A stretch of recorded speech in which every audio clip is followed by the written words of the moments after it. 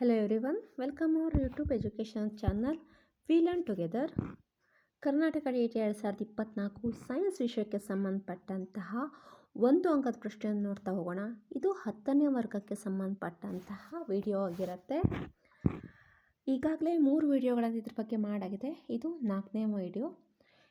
ಇದನ್ನು ನೋಡೋಕ್ಕಿಂತ ಮುಂಚೆ ನೀವಿನ್ನು ನಮ್ಮ ಚಾನಲ್ಗೆ ಸಬ್ಸ್ಕ್ರೈಬ್ ಆಗದಿದ್ದರೆ ಸಬ್ಸ್ಕ್ರೈಬ್ ಆಗಿ ಹಾಗೂ ಬೆಲ್ ಐಕನನ್ನು ಪ್ರೆಸ್ ಮಾಡೋದ್ರ ಮೂಲಕ ಚಾನಲ್ಗೆ ನೋಟಿಫೈ ಆಗಿರಿ ಹೇಳ್ತಾ ಇವತ್ತಿನ ವಿಡಿಯೋನ ಪ್ರಾರಂಭ ಮಾಡ್ತೀನಿ. ಮೊದಲನೇದಾಗಿ ನಮ್ಮ ದೇಹದಲ್ಲಿ ಆಹಾರ ಜೀರ್ಣವಾಗುವುದು ಇದು ಒಂದು ರಾಸಾಯನಿಕ ಪ್ರಕ್ರಿಯೆಗೆ ಉದಾಹರಣೆ ಆಗಿರುತ್ತೆ. ನೆಕ್ಸ್ಟು ಮ್ಯಾಗ್ನೀಷಿಯಂ ಪಟ್ಟಿಯನ್ನು ಗಾಳಿಯಲ್ಲಿ ಉರಿಸಿದಾಗ ಉಂಟಾಗುವ ಉತ್ಪನ್ನ ನೋಡೋದಾದರೆ ಅದು ಮ್ಯಾಗ್ನೀಷಿಯಂ ಆಕ್ಸೈಡ್. ಇದನ್ನು ಗಾಳಿಯಲ್ಲಿ ಉರಿಸಿದಾಗ ಬರಿಗಣ್ಣಲ್ಲಿ ನೋಡಬಾರ್ದಂತ ಹೇಳ್ತಾರೆ. ಕಣ್ಣಿಗೆ ಅದು ಹಾನಿಯುಂಟು ಮಾಡುತ್ತೆ. ನೆಕ್ಸ್ಟು ಮ್ಯಾಗ್ನೀಷಿಯಂ ಪಟ್ಟಿ ಉರಿಸಿದಾಗ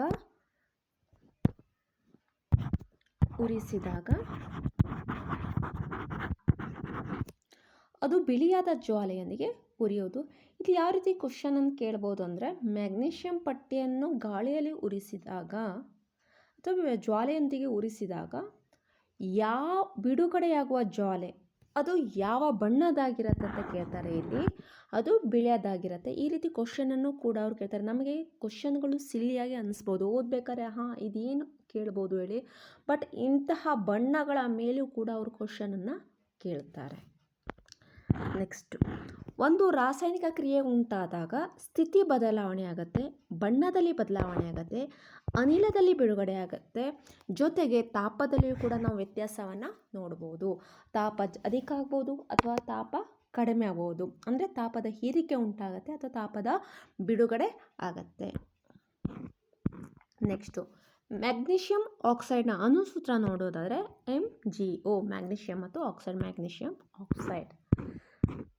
ಒಂದು ರಾಸಾಯನಿಕ ಕ್ರಿಯೆ ನಡೆದಾಗ ಉತ್ಪನ್ನಗಳಲ್ಲಿರುವ ಧಾತುಗಳ ಒಟ್ಟು ರಾಶಿಯು ಅದರ ಪ್ರತಿವರ್ಗದಲ್ಲಿರುವ ಧಾತುಗಳ ಒಟ್ಟು ರಾಶಿಗೆ ಸಮನಾಗಿ ಇರುತ್ತದೆ. ಇದು ರಾಶಿ ಸಂರಕ್ಷಣಾ ನಿಯಮ ಕೂಡ ಆಗಿದೆ. ನೆಕ್ಸ್ಟ್ ನೋಡೋದಾದರೆ, ಸತುವೊಂದು ಸಲ್ಫ್ಯೂರಿಕ್ ಆಮ್ಲದೊಂದಿಗೆ ವರ್ತಿಸಿದಾಗ ಸತುವಿನ ಸಲ್ಫೇಟ್ ಮತ್ತು ಹೈಡ್ರೋಜನ್ ಇವೆರಡು ಉತ್ಪನ್ನ ಉಂಟಾಗುತ್ತದೆ. ಇದರಲ್ಲಿ ಉಂಟಾಗುವ ಉತ್ಪನ್ನಗಳು ಯಾವುದು ಕೇಳಬಹುದು, ಅಥವಾ ಬಿಡುಗಡೆಯಾಗುವ ಅನಿಲ ಯಾವುದು ಅಂತಲೂ ಕೇಳ್ಬೋದು. ಅನಿಲ ಯಾವುದು ಅಂದರೆ ಆಗ ಹೈಡ್ರೋಜನ್ ಅಂತ ಹೇಳಬೇಕಾಗತ್ತೆ. ನೆಕ್ಸ್ಟು ರಾಸಾಯನಿಕ ಕ್ರಿಯೆ ವಿಧಗಳನ್ನು ನೋಡೋದಾದರೆ ಸಂಯೋಗ ಕ್ರಿಯೆ, ವಿಭಜನಾ ಕ್ರಿಯೆ, ಸ್ಥಾನಪಲ್ಲಟ ಕ್ರಿಯೆ ಮತ್ತು ದ್ವಿಸ್ಥಾನ ಪಲ್ಲಟ ಕ್ರಿಯೆ. ನೆಕ್ಸ್ಟು ಕಾರ್ಬನ್ ಮೊನಾಕ್ಸೈಡ್ ಇದು 340 atm ಒತ್ತಡದಲ್ಲಿ ಹೈಡ್ರೋಜನ್ನೊಂದಿಗೆ ವರ್ತಿಸಿದಾಗ CH3OH ಮಿಥೈಲ್ ಆಲ್ಕೋಹಾಲ್ ಇದನ್ನು ಬಿಡುಗಡೆಯನ್ನು ಮಾಡುತ್ತೆ. ಇದರ ರಾಸಾಯನಿಕ ಸಮೀಕರಣ ನೋಡೋದಾದರೆ ಕಾರ್ಬನ್ ಮೊನಾಕ್ಸೈಡ್ ಇದು ಗ್ಯಾಸ್ ಸ್ಟೇಟಲ್ಲಿರುತ್ತೆ, ಪ್ಲಸ್ 2 ಅಣು ಹೈಡ್ರೋಜನ್ನೊಂದಿಗೆ ವರ್ತಿಸಿದಾಗ ಅದು ಕೂಡ ಗ್ಯಾಸ್ ಸ್ಟೇಟಲ್ಲಿರುತ್ತೆ, 340 atm ಪ್ರೆಷರೊಂದಿಗೆ ವರ್ತಿಸಿದಾಗ ಮಿಥೈಲ್ ಆಲ್ಕೋಹಾಲ್ ಬಿಡುಗಡೆ ಆಗುತ್ತೆ. ಇದು ಲಿಕ್ವಿಡ್ ಸ್ಟೇಟ್ನಲ್ಲಿ ಇರುತ್ತೆ. ನೆಕ್ಸ್ಟ್ ಕ್ಯಾಲ್ಶಿಯಂ ಹೈಡ್ರಾಕ್ಸೈಡ್ ಇದು ಇಂಗಾಲ್ ಡೈಆಕ್ಸೈಡ್ನೊಂದಿಗೆ ವರ್ತಿಸಿದಾಗ ಕ್ಯಾಲ್ಶಿಯಂ ಕಾರ್ಬೋನೇಟ್ ಉಂಟಾಗುವುದು. ಇದರ ರಾಸಾಯನಿಕ ಸಮೀಕರಣ ನೋಡೋದಾದರೆ ಕ್ಯಾಲ್ಶಿಯಂ ಹೈಡ್ರಾಕ್ಸೈಡ್ ಇದು ಅಕ್ವಿಯಸ್ ಸ್ಥಿತಿಯಲ್ಲಿರುತ್ತೆ, ಕಾರ್ಬನ್ ಡೈಆಕ್ಸೈಡ್ನೊಂದಿಗೆ ವರ್ತಿಸಿದಾಗ ಅಂದರೆ ಇದು ಗ್ಯಾಸ್ ಸ್ಟೇಟ್, ವರ್ತಿಸಿದಾಗ ಕ್ಯಾಲ್ಶಿಯಂ ಕಾರ್ಬೋನೇಟ್ ಇದು 3 ಕಾರ್ಬನ್ ಇದು ಸಾಲಿಡ್ ಸ್ಟೇಟಲ್ಲಿರುತ್ತೆ, ಜೊತೆಗೆ ನೀರು ಕೂಡ ಬಿಡುಗಡೆ ಆಗುತ್ತೆ. ಇದು ಲಿಕ್ವಿಡ್ ಸ್ಟೇಟ್ನಲ್ಲಿ ಇರುತ್ತೆ. ನೆಕ್ಸ್ಟು ಅಮೃತಶಿಲೆಯ ರಾಸಾಯನಿಕ ಸೂತ್ರ ನೋಡೋದಾದರೆ ಕ್ಯಾಲ್ಶಿಯಂ ಕಾರ್ಬೋನೇಟ್ CaCO3 ಆಗಿದೆ. ನೆಕ್ಸ್ಟು ಕಲ್ಲಿದ್ದಲಿನ ದಹನದಿಂದ ಬಿಡುಗಡೆಯಾಗುವ ಇಂಧನ ನೋಡೋದಾದರೆ ಅದು ಇಂಗಾಲದ ಡೈಆಕ್ಸೈಡ್. ಸಾಮಾನ್ಯವಾಗಿ ಯಾವುದೇ ಒಂದು ವಸ್ತು ದಹನವಾದಾಗ ಅಲ್ಲಿ ಇಂಗಾಲ ಡೈಆಕ್ಸೈಡ್ ಬಿಡುಗಡೆ ಆಗುತ್ತೆ. ಅದು ನೈಸರ್ಗಿಕ ಅನಿಲದಲ್ಲಿಯೂ ಕೂಡ ಕಾರ್ಬನ್ ಡೈಆಕ್ಸೈಡ್ ಬಿಡುಗಡೆ ಆಗುತ್ತೆ. ನಮ್ಮ ಉಸಿರಾಟ ಕ್ರಿಯೆಯಲ್ಲೂ ಕೂಡ ಕಾರ್ಬನ್ ಡೈಆಕ್ಸೈಡ್ ಬಿಡುಗಡೆ ಆಗುತ್ತೆ. ಉಸಿರಾಟ ಒಂದು ಬಹಿರುಷ್ಣಕ ಪ್ರಕ್ರಿಯೆ. ಉಸಿರಾಟದಲ್ಲಿ ಏನಾಗುತ್ತೆ, ಇಲ್ಲಿ ಗ್ಲೂಕೋಸು ಆಮ್ಲಜನಕದೊಂದಿಗೆ ವರ್ತಿಸಿ ಕಾರ್ಬನ್ ಡೈಆಕ್ಸೈಡ್ ನೀರು ಬಿಡುಗಡೆ ಮಾಡುತ್ತೆ. ಅದರ ರಾಸಾಯನಿಕ ಸೂತ್ರ ಸಮೀಕರಣ ನೋಡೋದಾದರೆ C6H12O6 ಅಕ್ವಿಯ ಸ್ಥಿತಿಯಲ್ಲಿರುತ್ತೆ. ಅದು 6 ಅಣು ಆಕ್ಸಿಜನ್ನೊಂದಿಗೆ ವರ್ತಿಸಿದಾಗ 6 ಅಣು ಆಕ್ಸಿಜನ್ನೊಂದಿಗೆ ವರ್ತಿಸಿದಾಗ 6 ಅಣು ಕಾರ್ಬನ್ ಡೈಆಕ್ಸೈಡ್ ಬಿಡುಗಡೆ ಆಗುತ್ತೆ. ಜೊತೆಗೆ 6 ಅಣು ನೀರಿನ ಬಿಡುಗಡೆ ಆಗುತ್ತೆ. ಜೊತೆಗೆ ಶಕ್ತಿ ಬಿಡುಗಡೆ ಆಗುತ್ತೆ. ಈ ಶಕ್ತಿಯು ಉಷ್ಣದ ರೂಪದಲ್ಲಿ ಇರುತ್ತೆ. Next calcium oxide. ಇದು ನೀರಿನೊಂದಿಗೆ ವರ್ತಿಸಿದಾಗ ಏನು ಬಿಡುಗಡೆ ಆಗುತ್ತೆ, ಕ್ಯಾಲ್ಶಿಯಂ ಹೈಡ್ರಾಕ್ಸೈಡ್. ಇದರ ರಾಸಾಯನಿಕ ಸಮೀಕರಣ ನೋಡೋದಾದರೆ ಪ್ರತಿಯೊಂದು ರಾಸಾಯನಿಕ ಸಮೀಕರಣವನ್ನು ಒಂದ್ಸಲ ನೋಡಿಟ್ಕೊಳ್ಳಿ. ರಾಸಾಯನಿಕ ಸಮೀಕರಣವನ್ನು ಕೊಟ್ಟು ಅದರಲ್ಲಿ ಯಾವುದಾದ್ರೂ ಒಂದು ಬ್ಲ್ಯಾಂಕ್ ಬಿಟ್ಟು ಅದನ್ನು ತುಂಬಲಿಕ್ಕೂ ಕೂಡ ಅವರು ನಿಮಗೆ ನೀಡ್ಬೋದು. ಹಾಗಾಗಿ ರಾಸಾಯನಿಕ ಸಮೀಕರಣ ಕೂಡ ನೀವು ನೋಡಿಟ್ಕೊಳ್ಳೋದು ಒಳ್ಳೆಯದು. ಕ್ಯಾಲ್ಶಿಯಂ ಆಕ್ಸೈಡ್ ಸಾಲಿಡ್ ಸ್ಟೇಟಲ್ಲಿರುತ್ತೆ. ಜೊತೆಗೆ H2O ಲಿಕ್ವಿಡ್ ಸ್ಟೇಟ್. ಅದು ಯಾವ ಸ್ಟೇಟ್ನಲ್ಲಿದೆ ಅನ್ನೋದನ್ನು ಗಮನವಿಟ್ಟು ನೋಡಿ. ಯಾಕಂದರೆ ಕೆಲವೊಂದು ಸಲ ಅದ್ರ ಮೇಲೂ ಕೂಡ ಅವ್ರು ಕ್ವಶನ್ ಕೇಳಬಾರ್ದು ಅಂತ ನಮ್ಗೆ ಹೇಳಿಕ್ಕೆ ಬರಲ್ಲ. ಯಾವ್ದು ಬೇಕಾದ್ರೂ ಕ್ವಶನ್ ಕೇಳ್ಬೋದು. ಸೊ ಅದು ಯಾವ ಸ್ಟೇಟಲ್ಲೂ ಇದೆ ಅಂತ ಹೇಳೋದನ್ನು ನೋಡ್ಕೊಳ್ಳಿ. ಸ್ಟೇಟ್ ಅಂದರೆ ಲಿಕ್ವಿಡ್ ಸ್ಟೇಟ್ನಲ್ಲಿದೆಯಾ, ಅಕ್ವೇಸ್ ಸ್ಟೇಟಲ್ಲಿದೆಯಾ, ಅಥವಾ ಸಾಲಿಡ್ ಸ್ಟೇಟಲ್ಲಿದೆಯಾ, ಅದನ್ನು ನೋಡ್ಕೊಳ್ಳಿ ಆಯಿತಾ. Calcium hydroxide plus aqueous. Calcium ಹೈಡ್ರಾಕ್ಸೈಡನ್ನು ಅರಳಿ ಸುಣ್ಣ ಅಂತ ಕರೀತಾರೆ. ಜೊತೆಗೆ ಇಲ್ಲಿ ಉಷ್ಣವು ಬಿಡುಗಡೆ ಆಗುತ್ತೆ. ನೆಕ್ಸ್ಟ್ ಕ್ವಶನ್, ಉಸಿರಾಟ ನೈಸರ್ಗಿಕ ಅನಿಲ ದಹನ ಇವು ರಾಸಾಯನಿಕ ಸಂಯೋಗ ಪ್ರಕ್ರಿಯೆಗೆ ಉದಾಹರಣೆ ಆಗಿರುತ್ತೆ. ಹಾಗಾದರೆ ಸಂಯೋಗ ಕ್ರಿಯೆ ಅಂದ್ರೇನು ನೋಡೋದಾದರೆ, ರಾಸಾಯನಿಕ ಕ್ರಿಯೆ ಅದು ಒಂದು ರಾಸಾಯನಿಕ ಕ್ರಿಯೆ ಆಗಿರಬೇಕು. ಅಲ್ಲೇನಾಗತ್ತೆ, ಅದರಲ್ಲಿ 2 ಅಥವಾ 2ಕ್ಕಿಂತ ಹೆಚ್ಚು ಪ್ರತಿವರ್ತಕಗಳು 2 ಇರಬೇಕು ಅಥವಾ 2ಕ್ಕಿಂತ ಹೆಚ್ಚು ಪ್ರತಿವರ್ತಕಗಳಿರಬೇಕು.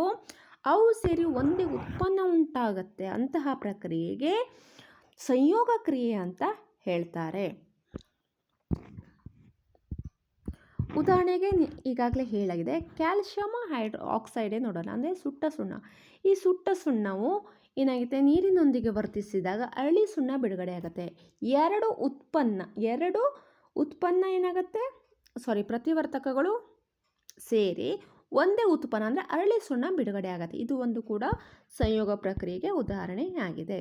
Next ferrous sulphate. ಇದನ್ನು ಕಾಯಿಸಿದಾಗ ಫೆರಿಕ್ ಆಕ್ಸೈಡ್ ಮತ್ತು ಅದು ಫೆರಿಕ್ ಆಕ್ಸೈಡ್ ಆಗಿ ವಿಭಜನೆ ಹೊಂದುತ್ತೆ. ಇದು ವಿಭಜನಾ ಪ್ರಕ್ರಿಯೆಗೆ, ವಿಭಜನೆ ಹೇಳೋದೊಂದು ರಾಸಾಯನಿಕ ಪ್ರಕ್ರಿಯೆ ವಿಧ ಬರುತ್ತೆ, ಆ ಪ್ರಕ್ರಿಯೆಗೆ ಉದಾಹರಣೆಯಾಗಿದೆ.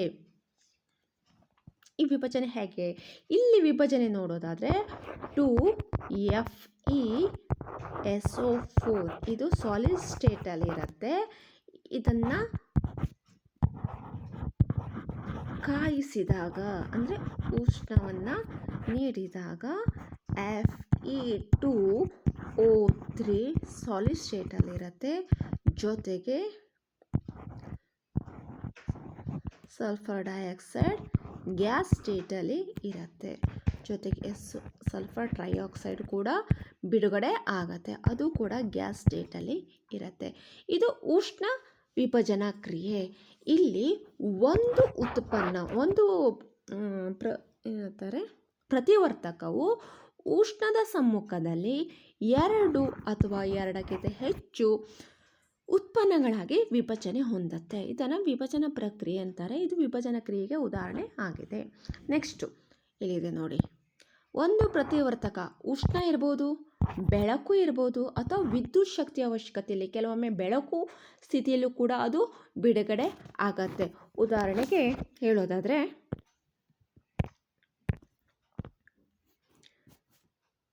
AgCl ಬೆಳ್ಳಿಯ ಕ್ಲೋರೈಡ್.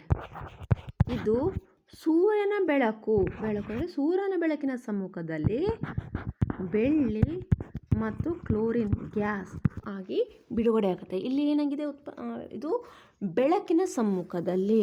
ಇದು ಕೂಡ ಒಂದು ವಿಭಜನಾ ಪ್ರಕ್ರಿಯೆ, ಆದರೆ ಏನಾಗಿದೆ ಬೆಳಕಿನ ಸಮ್ಮುಖದಲ್ಲಾಗಿದೆ. ಹಿಂದೆ ಹೇಳುವ ಕ್ರಿಯೆಯಲ್ಲಿ ಉಷ್ಣದ ಸಮ್ಮುಖದಲ್ಲಿ ಉಂಟಾಗಿದೆ. ಇನ್ನೊಂದು ಕ್ರಿಯೆಯಲ್ಲಿ ವಿದ್ಯುತ್ ಶಕ್ತಿ ಪ್ರಕ್ರಿಯೆಯಲ್ಲಿ ಉಂಟಾಗುತ್ತೆ. ಹೀಗೆ ಒಂದು ಪ್ರತಿವರ್ತಕ 2 ಅಥವಾ 2ಕ್ಕಿಂತ ಹೆಚ್ಚು ಸರಳ ಉತ್ಪನ್ನಗಳಾಗಿ ವಿಭಜನೆ ಆದರೆ ಅದನ್ನು ವಿಭಜನೆ ಪ್ರಕ್ರಿಯೆ ಅಂತ ಕರೀತಾರೆ. ಇನ್ನು ನೆಕ್ಸ್ಟ್, ಕ್ಯಾಲ್ಶಿಯಂ ಕಾರ್ಬೋನೇಟನ್ನು ಕಾಯಿಸಿದಾಗ ಕ್ಯಾಲ್ಶಿಯಂ ಆಕ್ಸೈಡ್, ಈಗಾಗಲೇ ಹೇಳಿದೆ, ಸುಟ್ಟ ಸುಣ್ಣ ಮತ್ತು ಕಾರ್ಬನ್ ಡೈಆಕ್ಸೈಡ್ ಆಗಿ ಅದು ವಿಭಜನೆ ಹೊಂದುವುದು. ಕ್ಯಾಲ್ಶಿಯಂ ಕಾರ್ಬೊನೇಟ್ ಸುಟ್ಟ ಸುಣ್ಣ CaCO3 ಸಾಲಿಡ್ ಸ್ಟೇಟಲ್ಲಿರುತ್ತೆ. ಅದನ್ನು ಕಾಯಿಸಿದಾಗ ಉಷ್ಣದ ರೂಪದಲ್ಲಿ calcium oxide solid state, carbon dioxide gas state ಇದು ಉತ್ಪನ್ನ ಆಗಿರುತ್ತೆ. ನೆಕ್ಸ್ಟ್,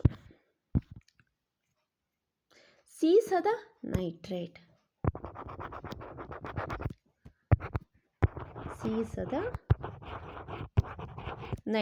ಇದನ್ನು ಕಾಯಿಸಿದಾಗ ಕಂದು ಬಣ್ಣ ಹೊಂದಿರುವ ನೈಟ್ರೋಜನ್ ಡೈಆಕ್ಸೈಡು ಮತ್ತು ಸೀಸದ ಆಕ್ಸೈಡ್ ಹಾಗೂ ಆಕ್ಸಿಜನ್ ಬಿಡುಗಡೆ ಆಗುತ್ತೆ. ಇದರ ರಾಸಾಯನಿಕ ಸಮೀಕರಣ ನೋಡೋದಾದರೆ 2Pb ನೈಟ್ರೇಟ್ NO3 ಟ್ವೈಸ್ ಉಷ್ಣದ ಸಮ್ಮುಖದಲ್ಲಿ 2PbO plus 4NO2 plus oxygen gas ರೂಪದಲ್ಲಿ ಇರುತ್ತೆ. ಇದು ಬಿಡುಗಡೆ ಆಗುತ್ತೆ. ಅಂದರೆ ಸೀಸದ ನೈಟ್ರೇಟ್ PbNO3 ಇದನ್ನು ಕಾಯಿಸಿದಾಗ ಅಂದರೆ ಉಷ್ಣ ಇಲ್ಲಿ ಬರುತ್ತೆ.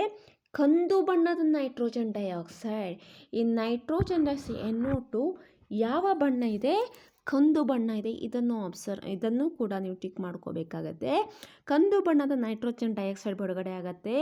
ಜೊತೆಗೆ ಉತ್ಪನ್ನಗಳ ನೋಡೋದಾದರೆ ಸೀಸದ ಆಕ್ಸೈಡ್ ಬಿಡುಗಡೆ ಆಗುತ್ತೆ, ಆಕ್ಸಿಜನ್ ಕೂಡ ಬಿಡುಗಡೆ ಆಗುತ್ತೆ. ನೆಕ್ಸ್ಟು, ಬೆಳ್ಳಿಯ ಕ್ಲೋರೈಡ್. ಇದು ಸೂರ್ಯನ ಬೆಳಕಿನಲ್ಲಿ ಬೆಳ್ಳಿ ಲೋಹ ಉಂಟಾಗುವುದು. ಇದು ಕೂಡ ಒಂದು ವಿಭಜನಾ ಕ್ರಿಯೆ. Next, silver bromide. ಇದು ಕೂಡ ವಿಭಜನಾ ಕ್ರಿಯೆ. ಇಲ್ಲೂ ಸಿಲ್ವರ್ ಮತ್ತು ಬ್ರೋಮಿನ್ ಇದು ಬಿಡುಗಡೆ ಆಗತ್ತೆ. ನೆಕ್ಸ್ಟ್, ಕ್ರಿಯೆ ಒಂದರಲ್ಲಿ ಶಕ್ತಿ ಹೀರಿಕೆ ಆಗುವ ಪ್ರಕ್ರಿಯೆಯನ್ನು ಅಂತರುಷ್ಣಕ ಕ್ರಿಯೆ ಅಂತ ಹೇಳ್ತಾರೆ. ಒಂದು ಕ್ರಿಯೆ ನಡೆಯುತ್ತೆ, ರಾಸಾಯನಿಕ ಕ್ರಿಯೆ, ಅಲ್ಲೇನಾದರೂ ಉಷ್ಣ ಹೀರಿಕೆ ಆದರೆ ಅಂಥದ್ದನ್ನು ಅಂತರುಷ್ಣಕ ಕ್ರಿಯೆ ಅಂತ ಹೇಳ್ತಾರೆ. ಉದಾಹರಣೆಗೆ ಹೇಳೋದಾದರೆ, ಉತ್ತಮ ಉದಾಹರಣೆ, ನಾವು ದಿನನಿತ್ಯದ ಉದಾಹರಣೆ ಹೇಳೋದಾದರೆ ಸೋಪ್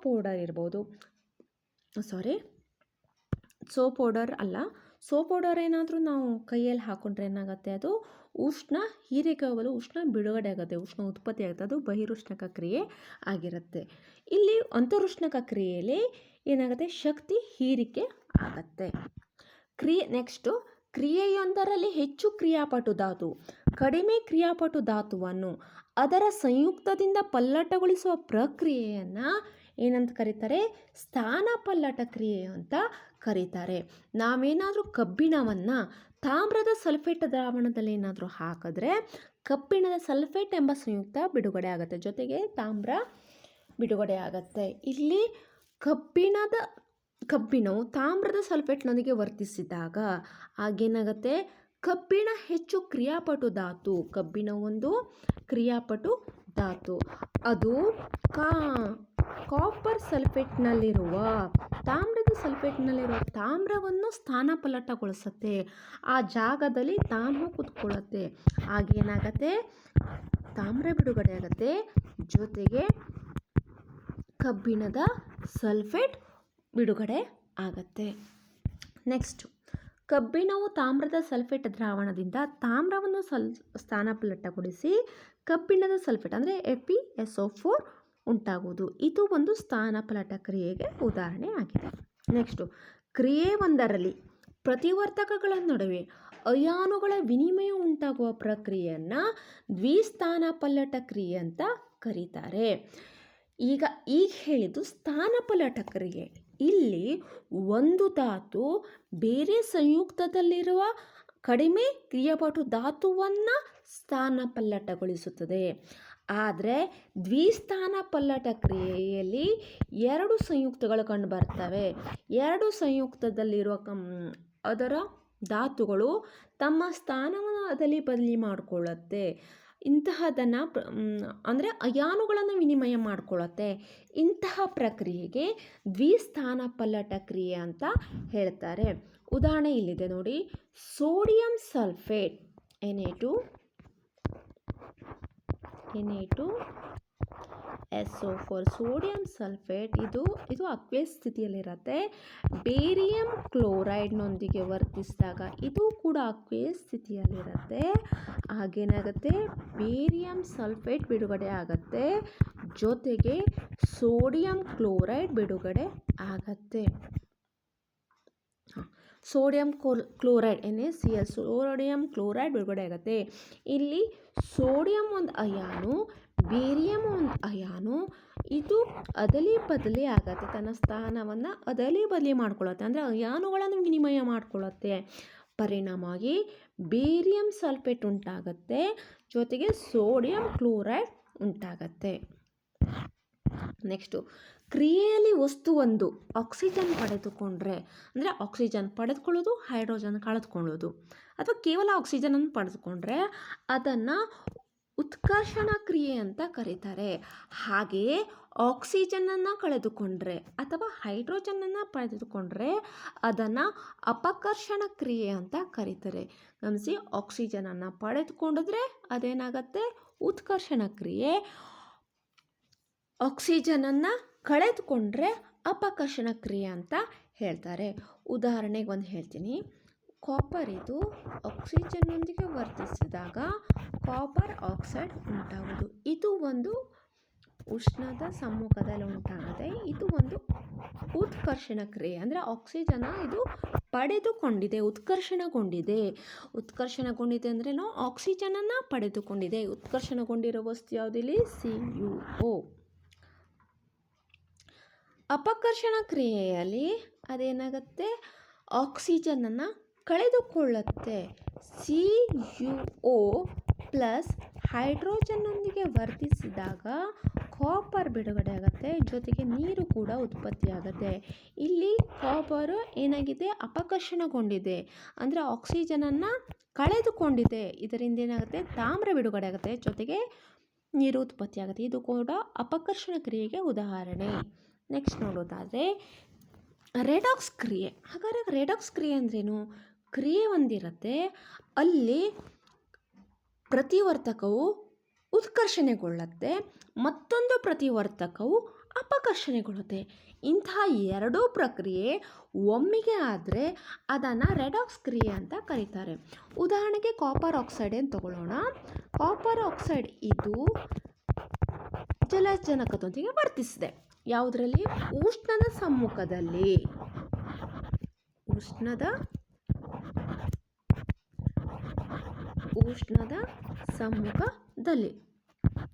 ಆಗೇನಾಗುತ್ತೆ, ಕಾಪರ್ ಬಿಡುಗಡೆ ಆಗುತ್ತೆ, ಜೊತೆಗೆ H2O ಬಿಡುಗಡೆ ಆಗುತ್ತೆ. ಇಲ್ಲಿ ಕಾಪರ್ ಆಕ್ಸೈಡ್ ಅಪಕರ್ಷಣಗೊಂಡಿದೆ ಅಂದರೆ ಆಕ್ಸಿಜನ್ನ ಕಳೆದುಕೊಂಡಾಗ ಅದೇನಾಗುತ್ತೆ, Cu ಆಗಿ ಉತ್ಪತ್ತಿ ಆಗತ್ತೆ.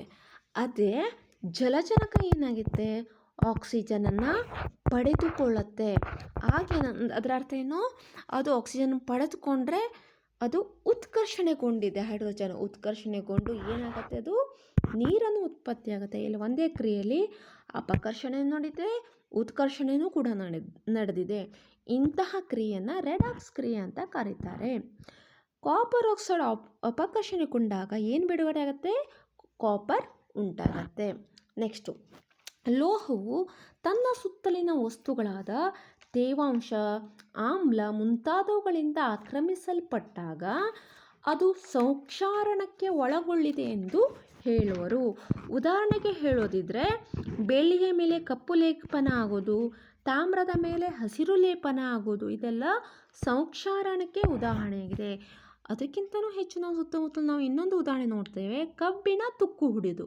ಇದಕ್ಕೂ ಕೂಡ ಕಬ್ಬಿಣ ಸಂಕ್ಷಾರಣಗೊಳ್ಳಿದೆ ಅಂತ ಹೇಳ್ತೇವೆ. ಅಂದರೆ ಅದರ ಮೇಲೆ ಬೇರೆ ಒಂದು ಲೋಹದ ಲೇಪನ ಆಗಿದೆ, ಲೋಹ ಲೇಪನ ಅಲ್ಲ, ಅದು ಆಮ್ಲದೊಂದಿಗೆ ವರ್ತಿಸಿದೆ ಅಥವಾ ನೀರಿನೊಂದಿಗೆ ವರ್ತಿಸಿದೆ, ಗಾಳಿಯೊಂದಿಗೆ ವರ್ತಿಸಿ ಅದು ಸಂಯುಕ್ತಗಳನ್ನು ಉಂಟು ಮಾಡಿದೆ. ಈ ಕ್ರಿಯೆಗೇನಂತಾರೆ ಸಂಕ್ಷಾರಣ ಅಂತ ಹೇಳ್ತಾರೆ.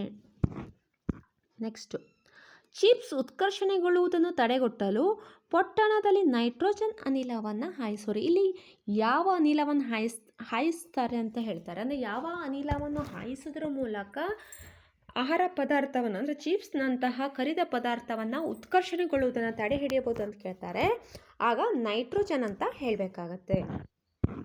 ನೆಕ್ಸ್ಟು, ಕೊಬ್ಬು ಮತ್ತು ಎಣ್ಣೆ ಪದಾರ್ಥಗಳು ಕಮಟುವುದು ಮತ್ತು ಅವುಗಳ ವಾಸನೆ ರುಚಿ ಬದಲಾಗುವುದು ಇದು ಉತ್ಕರ್ಷಣೆಗೊಳ್ಳುವುದಕ್ಕೆ ಉದಾಹರಣೆ ಆಗಿರುತ್ತೆ. ನೆಕ್ಸ್ಟು, ಆಮ್ಲದ ಗುಣಲಕ್ಷಣಗಳು. ಆಮ್ಲದ ಗುಣಲಕ್ಷಣ ನೋಡೋದಾದರೆ ಅದು ಹುಳಿ ರುಚಿಯನ್ನು ಹೊಂದಿದೆ, ನೀಲಿ ಲಿಟ್ಮಸನ್ನು ಕೆಂಪು ಬಣ್ಣಕ್ಕೆ ಬದಲಾಯಿಸುತ್ತೆ, ಹೈಡ್ರೋನಿಯಂ ಅಯಾನುಗಳನ್ನು ಹೊಂದಿದೆ.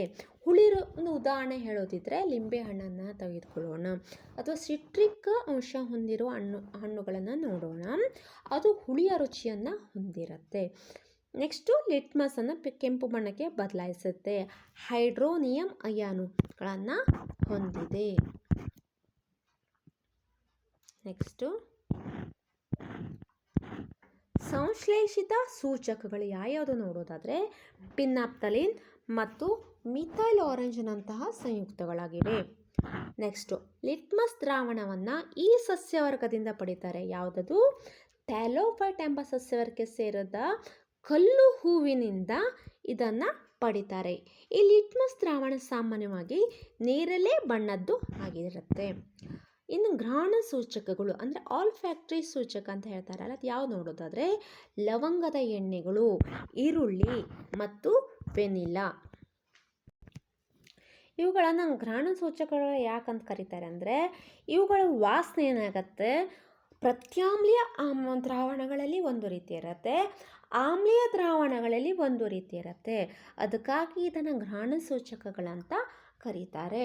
ಇನ್ನು ಕೆಲವು ನೈಸರ್ಗಿಕ ಸೂಚಕಗಳನ್ನು ನೋಡೋದಾದರೆ ಕೆಂಪು ಕ್ಯಾಬೇಜ್ ಎಲೆಗಳು ಇರ್ಬೋದು, ಅರಿಶಿಣ ಇರ್ಬೋದು, ಹೈಡ್ರಾಂಜಿಯಾ ಇರ್ಬೋದು, ಪೆಟೂನಿಯಾ, ಜಿರೇನಿಯಂ ಇಂತಹ ಕೆಲವು ಹೂವಿನ ಬಣ್ಣದ ದಳಗಳು ಕೂಡ ನೈಸರ್ಗಿಕ ಸೂಚಕಕ್ಕೆ ಉದಾಹರಣೆಯಾಗಿರುತ್ತೆ.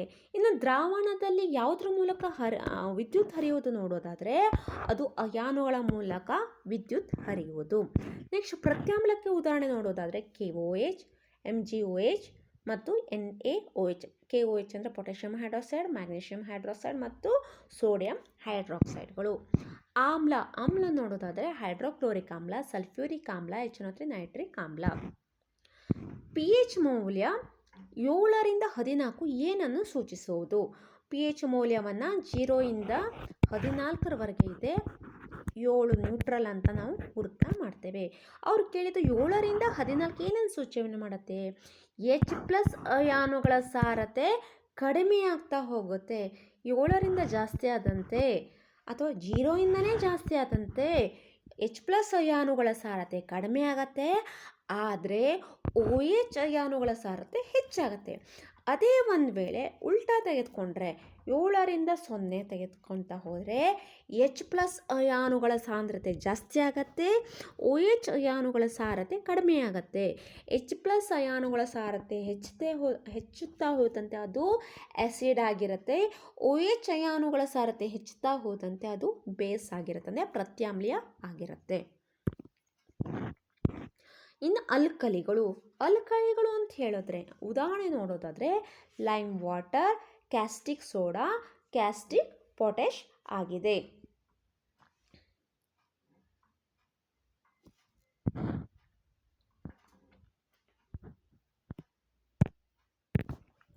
ಅಲ್ಕಲಿಗಳು ಅಂತ ಹೇಳೋದಾದರೆ ಸಾಮಾನ್ಯವಾಗಿ ನೀರಿನಲ್ಲಿ ಕರಗುವ ಪ್ರತ್ಯಾಮ್ಲಗಳನ್ನು ಅಲ್ಕಲಿಗಳಂತ ಕರೀತಾರೆ.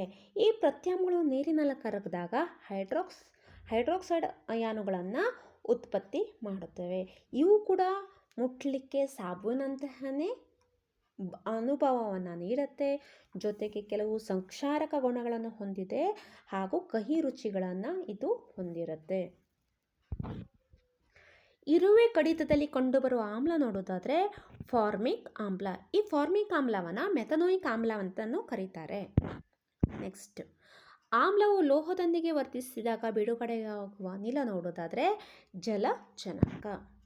ಸೋಡಿಯಂ ಹೈಡ್ರಾಕ್ಸೈಡ್ ಇದು ಜಿಂಕ್ನೊಂದಿಗೆ ವರ್ತಿಸಿದಾಗ ಬಿಡುಗಡೆಯಾಗುವ ಸಂಯುಕ್ತ ಸೋಡಿಯಂ ಜಿಂಕೇಟ್. ಇದನ್ನು ಹೇಗೆ ಬರೀತಾರೆ ನೋಡೋದಾದರೆ Na2ZnO2 ಈ ರೂಪದಲ್ಲಿ ಇದನ್ನು ಬರೀತಾರೆ. ಸೋಡಿಯಂ ಹೈಡ್ರಾಕ್ಸೈಡ್ ಇದು ಜಿಂಕ್ನೊಂದಿಗೆ ವರ್ತಿಸಿದಾಗ ಬಿಡುಗಡೆಯಾಗುವ ಸಂಯುಕ್ತ ಯಾವುದಂತ ಹೇಳಿದ್ರೆ ಸೋಡಿಯಂ ಜಿಂಕೇಟ್ ಅಂತ ಹೇಳಬೇಕಾಗತ್ತೆ. ಈ ಸೋಡಿಯಂ ಜಿಂಕೇಟ್ನ ಅಣುಸೂತ್ರವನ್ನು ಸರಿಯಾಗಿ ನೋಡ್ಕೊಳ್ಳಿ. ಇನ್ನೇನಾದ್ರೂ ರಾಸಾಯನಿಕ ಸಮೀಕರಣ ಬರೆಯೋದಾದರೆ ಸೋಡಿಯಂ ಹೈಡ್ರಾಕ್ಸೈಡ್ NaOH ಪ್ಲಸ್ ಜಿಂಕ್ನೊಂದಿಗೆ ವರ್ತಿಸಿದಾಗ ಈ ಮೇಲಿನ ಸಂಯುಕ್ತ ಬಿಡುಗಡೆ ಆಗುತ್ತೆ. ಜೊತೆಗೆ ಜಲಜನಕವು ಕೂಡ ಬಿಡುಗಡೆ ಆಗುತ್ತದೆ. ಯಾಕೆ ಬಿಡುಗಡೆ ಆಗುತ್ತೆ? ಯಾಕಂದರೆ ಇದು ಜಿಂಕ್ನೊಂದಿಗೆ ವರ್ತಿಸಿದೆ. ಜಿಂಕ್ ಒಂದು ಲೋಹದೊಂದಿಗೆ ವರ್ತಿಸಿದಾಗ ಬಿಡುಗಡೆ ಆಗುವ ಅನಿಲ ಹೈಡ್ರೋಜನ್.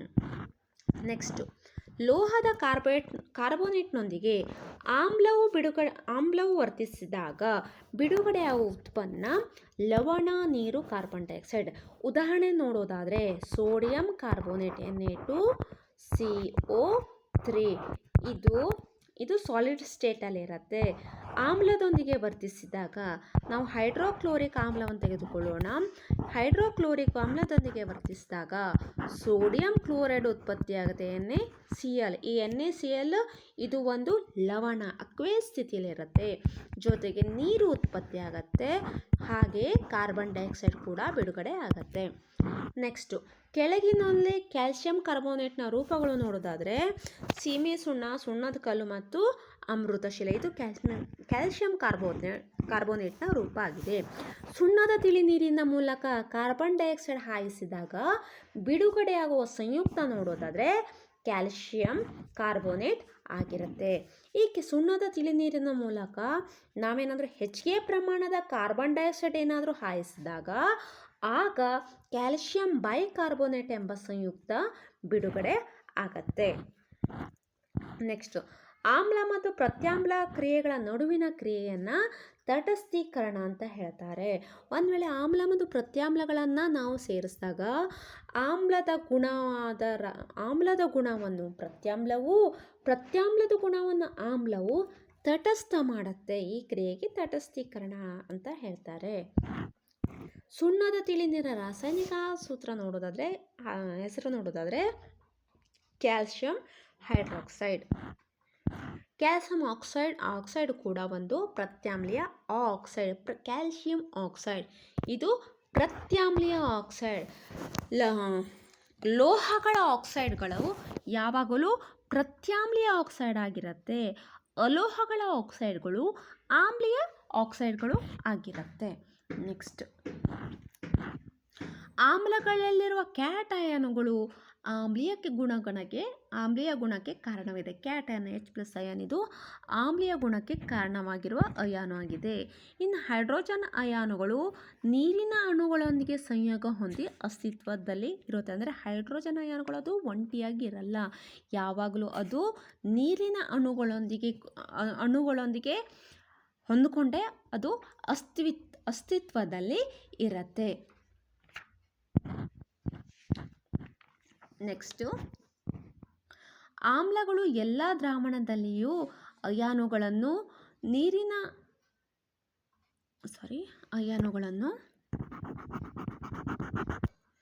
ನೀರಿನ ಅನುಪಸ್ಥಿತಿಯಲ್ಲಿ HCl ಅಣುಗಳಲ್ಲಿನ H+ ಅಯಾನುಗಳ ಬೇರ್ಪಡಿಸುವಿಕೆ ಸಾಧ್ಯವಿಲ್ಲ.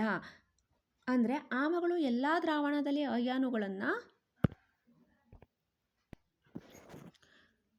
ಅಯಾನುಗಳನ್ನು ಉತ್ಪತ್ತಿ ಮಾಡುತ್ತವೆ. ಅಂದರೆ ಆಮ್ಲಗಳು ಎಲ್ಲದರ ಮೇಲೆ ಮಿಕ್ಸ್ ಮಾಡಿದಾಗ ಅದು ಅಯಾನುಗಳನ್ನು ಉತ್ಪತ್ತಿ ಮಾಡುತ್ತದೆ.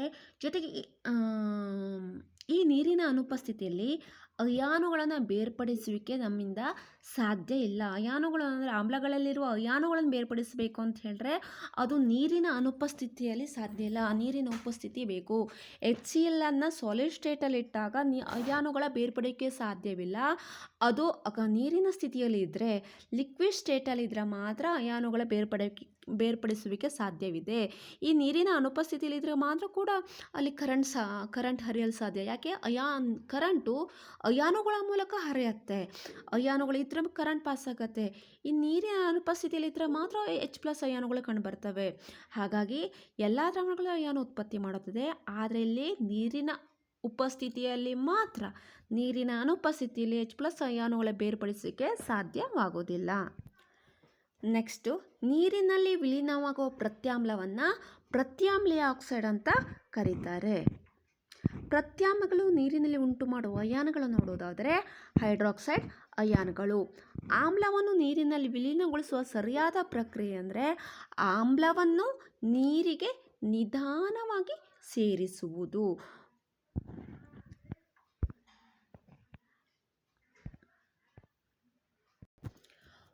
ಒಂದು ವೇಳೆ ಆಮ್ಲವನ್ನು ನಿಧಾನವಾಗಿ ನೀರನ್ನು ಆಮ್ಲಕ್ಕೆ ಸೇರಿಸ್ರೆ ಏನಾಗುತ್ತೆ ಅಂತ ಹೇಳಿದ್ರೆ ಅತ್ಯಧಿಕ ಪ್ರಮಾಣದಲ್ಲಿ ಉಷ್ಣ ಉತ್ಪತ್ತಿಯಾಗಿ ಆ ಮಿಶ್ರಣವು ಹೊರಸಿಡಿಯತ್ತೆ. ಅದಕ್ಕಾಗಿ ಏನು ಮಾಡ್ತಾರೆ? ಆಮ್ಲವನ್ನು ನೀರಿಗೆ ನಿಧಾನವಾಗಿ ಸೇರಿಸ್ತಾರೆ. ಇದನ್ನೇ ಕ್ವಶನ್ ಕೇಳ್ತಾರೆ. ಯಾವ ರೀತಿ ಅಂದರೆ ಆಮ್ಲವನ್ನು ನೀರಿನಲ್ಲಿ ವಿಲೀನಗೊಳಿಸುವ ಸರಿಯಾದ ಪ್ರಕ್ರಿಯೆ ಯಾವುದು? ಆಮ್ಲವನ್ನು ನೀರಿಗೆ ನಿಧಾನವಾಗಿ ಸೇರಿಸುವುದು ಅಥವಾ ನೀರಿಗೆ ಆಮ್ಲವನ್ನು ನಿಧಾನವಾಗಿ ಸೇರಿಸುವುದು, ಈ ರೀತಿಯಾಗಿ ಕೇಳ್ತಾರೆ. ಇದನ್ನು ಒಮ್ಮೆ ಸರಿಯಾಗಿ ನೋಡ್ಕೊಳ್ಳಿ. ಇನ್ನು ಮೆಥನೋಯಿಕ್ ಆಮ್ಲ ಎಲ್ಲೆಲ್ಲಿ ಕಂಡು ಬರುತ್ತೆ ಅಂದರೆ ಇರುವೆ ಮತ್ತು ತುರಿಕೆ ಗಿಡಗಳಲ್ಲಿ. ಮೆಗ್ನೀಷಿಯಂ ಹಾಲು ಇದು ಒಂದು ಪ್ರತ್ಯಾಮ್ಲ ಆಗಿದೆ.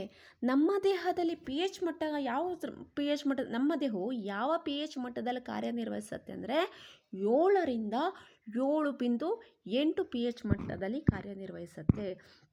ಹಲ್ಲಿನ ಸವೆತ ಉಂಟಾಗಲು ಬಾಯಿಯ pH ಮಟ್ಟ 5.5ಕ್ಕಿಂತ ಕಡಿಮೆಯಾದಾಗ ಆಗೇನಾಗುತ್ತೆ? ಬ್ಯಾಕ್ಟೀರಿಯಾಗಳ ಉತ್ಪನ್ನ ಜಾಸ್ತಿ ಇರುತ್ತೆ. ಆಮ್ಲ ಮಳೆಗೆ ಉಂಟಾಗಲು ಮಳೆಯ pH ಮಟ್ಟ ಎಷ್ಟಿರಬೇಕು ಅಂತ ಹೇಳಿದ್ರೆ 5.6ಕ್ಕಿಂತ ಕಡಿಮೆ ಇರಬೇಕಾಗತ್ತೆ. ನಮ್ಮ ದೇಹದಲ್ಲಿ ಅಜೀರ್ಣತೆಯ ಸಂದರ್ಭದಲ್ಲಿ ಬಿಡುಗಡೆಯಾಗುವ ಆಮ್ಲ ಯಾವುದು? ಹೈಡ್ರೋಕ್ಲೋರಿಕ್ ಆಮ್ಲ.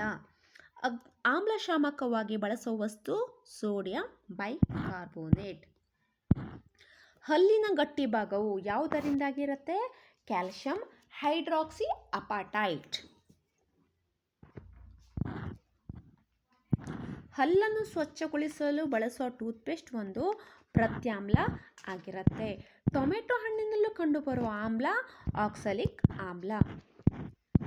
ಜೇನುನೊಣ ಕುಡಿಯುವಿಕೆಯಲ್ಲಿ ಬಿಡುಗಡೆಗೆ ಆಗುವ ಆಮ್ಲ ನೋಡೋದಾದರೆ ಅದು ಮೆಥನೋಯಿಕ್ ಆಮ್ಲ ಆಗಿರುತ್ತೆ. ರಾಸಾಯನಿಕ ಕಾರ್ಖಾನೆಯಲ್ಲಿ ಬಳಸುವ ಉತ್ಕರ್ಷಣಕಾರಿಕೆ ಒಂದು ನೋಡೋದಾದರೆ ಅದು ಚೆಲುವೆ ಪುಡಿ. ಅಲೋಹೆ ಆಕ್ಸೈಡನ್ನು ಆಮ್ಲೀಯ ಆಕ್ಸೈಡ್ ಅಂತ ಕರೀತಾರೆ. ನೆಕ್ಸ್ಟ್, ಬ್ರೈನ್ ದ್ರಾವಣ ಅಂದರೆ ಸೋಡಿಯಂ ಕ್ಲೋರೈಡ್ನ ಜಲೀಯ ದ್ರಾವಣ NaCl ಅಕ್ವೇಯಸ್. ಕ್ಲೋರೋ ಅಲ್ಕಲಿ ಪ್ರಕ್ರಿಯೆಯಲ್ಲಿ ಆ್ಯನೋಡ್ದಲ್ಲಿ ಬಿಡುಗಡೆಯಾಗುವ ಉತ್ಪನ್ನ ನೋಡೋದಾದರೆ ಅದು ಕ್ಲೋರಿನ್ ಆಗಿರುತ್ತೆ. ಆ್ಯನೋಡ್ದಲ್ಲಿ ಕ್ಲೋರಿನ್ ಆಗತ್ತೆ, ಕ್ಯಾಥೋಡ್ ಬದಿಯಲ್ಲಿ ಜಲಜನಕ ಬಿಡುಗಡೆ ಆಗತ್ತೆ. ನೆಕ್ಸ್ಟ್, ಸೋಂಕುನಾಶಕವಾಗಿ ಬಳಸುವ ಅನಿಲ ನೋಡೋದಾದರೆ ಅದು ಕ್ಲೋರಿನ್. ಲಾಂಡ್ರಿಯಲ್ಲಿ ಮತ್ತು ಕಾಗದ ಕಾರ್ಖಾನೆಯಲ್ಲಿ ಮರದ ತಿರುಳನ್ನು ಸ್ವಚ್ಛ ಮಾಡಲು ಬಳಸುವ ಸಂಯುಕ್ತವೇ ಕ್ಯಾಲ್ಸಿಯಂ ಆಕ್ಸಿಕ್ಲೋರೈಡ್. ಈ ಚೆಲುವೆ ಪುಡಿ ಅಥವಾ ಬ್ಲೀಚಿಂಗ್ ಪೌಡರ್ ರಾಸಾಯನಿಕ ಹೆಸರೇನು? Calcium oxide. ಈ ಕ್ಯಾಲ್ಸಿಯಂ ಆಕ್ಸೈಡ್ ಏನಂತ ಕರೀತಾರೆ? ಬ್ಲೀಚಿಂಗ್ ಪೌಡರ್ ಅಥವಾ ಚೆಲುವೆ ಪುಡಿ ಎಂಬ ಹೆಸರಿಂದ ಕರೀತಾರೆ. ಅಡಿಕೆ ಸೋಡಾ ತಯಾರಿಕೆಯಲ್ಲಿ ಬಳಸುವ ಕಚ್ಚಾ ವಸ್ತು ನೋಡೋದಾದರೆ ಸೋಡಿಯಂ ಕ್ಲೋರೈಡ್ ಆಗಿದೆ.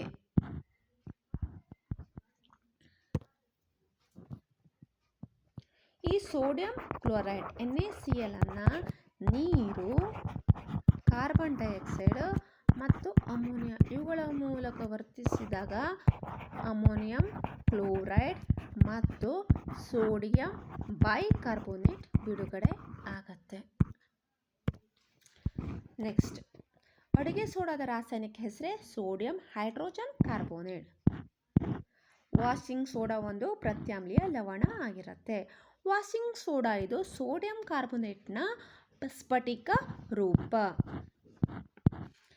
ಬೇಕಿಂಗ್ ಉದ್ಯಮಗಳಲ್ಲಿ ಬಳಸುವ ಸಂಯುಕ್ತ ನೋಡೋದಾದರೆ ಸೋಡಿಯಂ ಹೈಡ್ರೋಜನ್ ಕಾರ್ಬೋನೇಟ್. ನೀರಿನ ಶಾಶ್ವತ ಗಡಸುತನ ನಿವಾರಣೆಗೆ ಬಳಸುವ ಸಂಯುಕ್ತವೇ ಸೋಡಿಯಂ ಕಾರ್ಬೋನೇಟ್. ಜಲೀಯ ತಾಮ್ರದ ಸಲ್ಫೇಟ್ನಲ್ಲಿ ಕಂಡುಬರುವ ನೀರಿನ ಅಣುಗಳ ಸಂಖ್ಯೆ ನೋಡೋದಾದರೆ 5. ಜಿಪ್ಸಮ್ನಲ್ಲಿರುವ ನೀರಿನ ಅಣುಗಳ ಸಂಖ್ಯೆ ಎಷ್ಟು? 5. ಜಲೀಯ ತಾಮ್ರದ ಸಲ್ಫೇಟ್ ಅಂತ ಹೇಳಿದ್ರೆ ಕಾಪರ್ ಸಲ್ಫೇಟ್. ಇದನ್ನು ಹೇಗೆ ಬರೀತಾರೆ ಅಂತ ಹೇಳಿದ್ರೆ ಜಲೀಯ ಲವಣ 5.5H2O. ನೆಕ್ಸ್ಟು ಜಿಪ್ಸಮ್ನಲ್ಲಿರೋ ನೀರಿನ ಅಣುಗಳ ಸಂಖ್ಯೆ ನೋಡೋದಾದರೆ 2. ಇದನ್ನು ಹೇಗೆ ಬರೀತಾರೆ? Calcium sulphate .2H2O. Next, plaster of Paris ತಯಾರಿಕೆಯಲ್ಲಿ ಬಳಸುವ ವಸ್ತುವೇ ಜಿಪ್ಸಮ್. ಬೆಂಕಿಯಲ್ಲಿ ಸೋಡಾ ಆ್ಯಸಿಡ್ ಉಪಕರಣದಲ್ಲಿ ಬಳಸುವ ಸಂಯುಕ್ತವನ್ನು ಸೋಡಿಯಂ ಹೈಡ್ರೋಜನ್ ಕಾರ್ಬೋನೇಟ್ ಅಂತ ಕರೀತಾರೆ. ಇಲ್ಲಿ ಪುಡಿ ಮಾಡಿದ ಮೊಟ್ಟೆಯ ಚಿಪ್ಪಿನ ಚೂರುಗಳು ಹೈಡ್ರೋಕ್ಲೋರಿಕ್ ಆ್ಯಸಿಡ್ನೊಂದಿಗೆ ವರ್ತಿಸಿದಾಗ ಬಿಡುಗಡೆಗೆ ಆಗುವ ಅನಿಲವು ಸುಣ್ಣದ ತಿಳಿ ನೀರನ್ನು ಬಿಳಿಯಾಗಿಸುತ್ತದೆ. ಹಾಗಾದರೆ ಅಲ್ಲಿ ಬಿಡುಗಡೆ ಅನಿಲ ಯಾವುದು ನೋಡೋದಾದರೆ ಅದು ಇಂಗಾಲದ ಡೈಆಕ್ಸೈಡ್. ಜಿಂಕ್ ಚುಗುರುಗಳು ಸಾರರಿಕ್ತ ಆಮ್ಲದೊಂದಿಗೆ ವರ್ತಿಸಿದಾಗ ಬಿಡುಗಡೆಯಾಗುವ ಅನಿಲವೇ ಜಲಜನಕ. ಪ್ಲಾಸ್ಟರ್ ಆಫ್ ಪ್ಯಾರಿಸ್ನ ಹೆಸರು ನೋಡೋದಾದರೆ ಕ್ಯಾಲ್ಶಿಯಂ ಸಲ್ಫೇಟ್ ಹೆಮಿಹೈಡ್ರೇಟ್. ಇದನ್ನು ಹೆಂಗೆ ಬರೀತಾರೆ? ಕ್ಯಾಲ್ಶಿಯಂ ಸಲ್ಫೇಟ್ CaSO4.12H2O ಅಂತ ಬರೀತಾರೆ.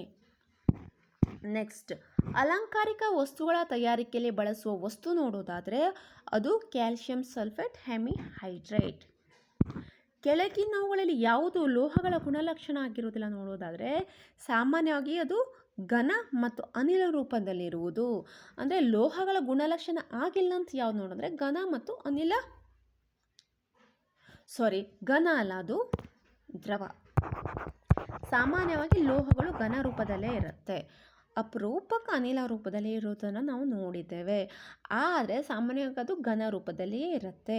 ಹಾಗಾಗಿ ಯಾವುದು ಘನ ಲೋಹಗಳ ಗುಣಲಕ್ಷಣ ಆಗಿರೋದಿಲ್ಲ ಅಂತ ಹೇಳಿದ್ರೆ ದ್ರವ ಮತ್ತು ಅನಿಲ ರೂಪದಲ್ಲಿರೋ ಲೋಹಗಳು ಧಾತುಗಳು ಲೋಹಗಳ ಗುಣಲಕ್ಷಣ ಆಗಿರೋದಿಲ್ಲ. ಅದು ಉದ್ದದ ತಂತಿಯನ್ನಾಗಿ ಎಳೆಯಬಹುದಾದ ಲೋಹೀಯ ಗುಣವನ್ನು ತನ್ಯತೆ ಅಂತ ಕರೀತಾರೆ. ಇನ್ನು ಅಲೋಹಗಳು ಉಷ್ಣದ ದುರ್ಬಲ ವಾಹಕಗಳು ಹಾಗೂ ಅದು ಯಾವುದೇ ರೀತಿ ಶಾಬ್ದದ ಗುಣಗಳನ್ನು ಕೂಡ ಅದು ಹೊಂದಿರೋದಿಲ್ಲ. ಅಂದರೆ ಶಾಬ್ದನ ಗುಣ ಅಂದ್ರೇನು? ಶಾಬ್ದನ ಅಂತ ಹೇಳಿದ್ರೆ ಯಾವುದಾದರೂ ಒಂದು ಧಾತುವನ್ನು ಗಟ್ಟಿಯಾದ ವಸ್ತುವಿಗೆ ಹೊಡೆದಾಗ ಅದು ಶಬ್ದವನ್ನು ಉಂಟು ಮಾಡುವ ಕ್ರಿಯೆಗೆ ಶಾಬ್ದನ ಅಂತ ಕರೀತಾರೆ. ಇನ್ನು ಕೆಳಗಿನ ಲೋಹಗಳಲ್ಲಿ ಉಷ್ಣದ ದುರ್ಬಲ ವಾಹಕ ನೋಡೋದಾದರೆ ಸೀಸ ಮತ್ತು ಪಾದರಸ. ಈ ಸೀಸ ಒಂದು ಲೋಹ, ಪಾದರಸ ಒಂದು ಲೋಹ. ಆದರೆ ಲೋಹಗಳ ಮೂಲಕ ಕರೆಂಟ್ ಪಾಸ್ ಆಗುತ್ತೆ.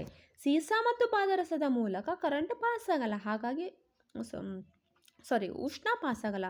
ಅದಕ್ಕಾಗಿ ಉಷ್ಣದದು ದುರ್ಬಲ ವಾಹಕ ಅಂತ ಕರೀತಾರೆ. ವಿದ್ಯುತ್ ತಂತಿಗಳ ಹೊದಿಕೆ ರಬ್ಬರ್ ನಂತರ ಹೊದಿಕೆಯಿಂದ ಆವೃತವಾಗಿರಲು ಕಾರಣ ಯಾಕಂದರೆ ಅದು ವಿದ್ಯುತ್ತಿನ ದುರ್ಬಲ ವಾಹಕ ಆಗಿರುವುದು. ನೆಕ್ಸ್ಟ್, ಶಾಬ್ದನ ಅಂತ ಹೇಳಿದ್ರೆ ಗಟ್ಟಿಯಾದ ಮೇಲ್ಮೈಗೆ ಬಡಿದಾಗ ಶಬ್ದವನ್ನು ಉಂಟು ಮಾಡುವ ಲೋಹೀಯ ಗುಣ. ಇದನ್ನು ಶಾಬ್ದನ ಅಂತ ಕರೀತಾರೆ.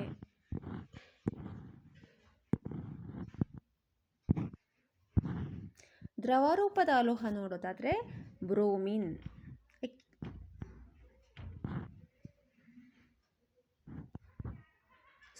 ದ್ರವರೂಪದ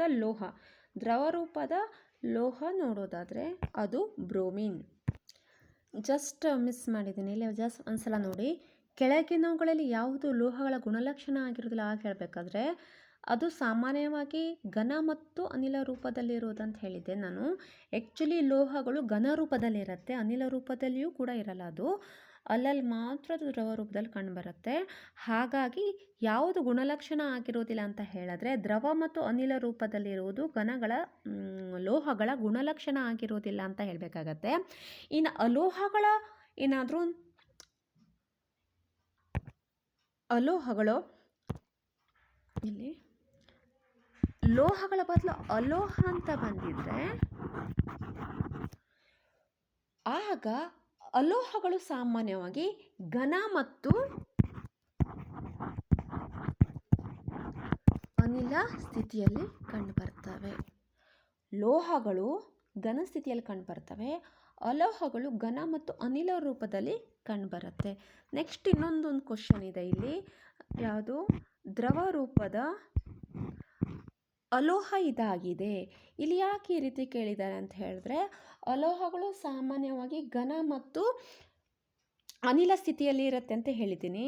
ಆದರೆ ಕೆಲವೊಂದು ಅದಕ್ಕೆ ಬೇರೆ ಆದಂಥ ಉದಾಹರಣೆ ಇದೆ. ಉದಾಹರಣೆಗೆ ಬ್ರೋಮಿನ್, ಇದು ದ್ರವ ರೂಪದ ಅಲೋಹ ಆಗಿರುತ್ತೆ. ನೆಕ್ಸ್ಟು ಕೊಠಡಿಯ ಉಷ್ಣತೆಯಲ್ಲಿ ಘನ ರೂಪದಲ್ಲಿರುವ ಧಾತು ನೋಡೋದಾದರೆ ಅದು ಸೀಸಿಯಂ ಆಗಿದೆ. ಕೊಠಡಿಯ ಉಷ್ಣತೆಯಲ್ಲಿ ದ್ರವ ರೂಪದಲ್ಲಿರುವ ಧಾತು ನೋಡೋದಾದರೆ ಅದು ಪಾದರಸ ಮತ್ತು ಬ್ರೋಮಿನ್. ಪಾದರಸ ಇದು ಒಂದು ಲೋಹ ಆಗಿರುತ್ತೆ, ಬ್ರೋಮಿನ್ ಇದು ಒಂದು ಅಲೋಹ ಆಗಿದೆ. ಕೊಠಡಿಯ ಉಷ್ಣತೆಯಲ್ಲಿ ದ್ರವ ರೂಪದಲ್ಲಿರುವ ಲೋಹ ಯಾವುದು ಕೇಳಿದ್ರೆ ಪಾದರಸ ಹೇಳಬೇಕು, ಅಲೋಹ ಯಾವುದು ಅಂತ ಕೇಳಿದ್ರೆ ಬ್ರೋಮಿನ್ ಹೇಳಬೇಕು. ಎರಡೂ ಅಂದರೆ ಕೊಠಡಿ ಉಷ್ಣತೆಯಲ್ಲಿ ದ್ರವ ರೂಪದಲ್ಲಿರುವ ಧಾತು ಅಂತ ಹೇಳಿದ್ರೆ ಪಾದರಸ ಮತ್ತು ಬ್ರೋಮಿನ್ ಹೇಳಬೇಕಾಗತ್ತೆ. ಇಲ್ಲಿಯವರೆಗೆ 400 ಕ್ವಶನ್ಗಳನ್ನು ಕವರ್ ಮಾಡಿದ್ದೇವೆ. ಮುಂದಿನ ಅದೆಲ್ಲ ಮತ್ತೆ 100 ಕ್ವಶನ್ಗಳನ್ನು ನೋಡ್ತಾ ಹೋಗೋಣ. ನೀವಿನ್ನು ನಮ್ಮ ಚಾನಲ್ಗೆ ಸಬ್ಸ್ಕ್ರೈಬ್ ಆಗದಿದ್ದರೆ ಸಬ್ಸ್ಕ್ರೈಬ್ ಆಗಿ ಹಾಗೂ ಬೆಲ್ ಐಕನನ್ನು ಪ್ರೆಸ್ ಮಾಡೋದ್ರ ಮೂಲಕ ಚಾನಲ್ಗೆ ನೋಟಿಫೈ ಆಗಿರಿ. ಹಾಗೆ ಈ ವಿಡಿಯೋನ ನಿಮ್ಮ ಫ್ರೆಂಡ್ಸ್ಗೂ ಕೂಡ ಶೇರ್ ಮಾಡಿ, ಹಾಗೆ ಲೈಕ್ ಮಾಡಿ. ಮುಂದಿನ ವಿಡಿಯೋದಲ್ಲಿ ಮತ್ತೆ ಭೇಟಿ ಹೋಗೋಣ. ಬಾಯ್.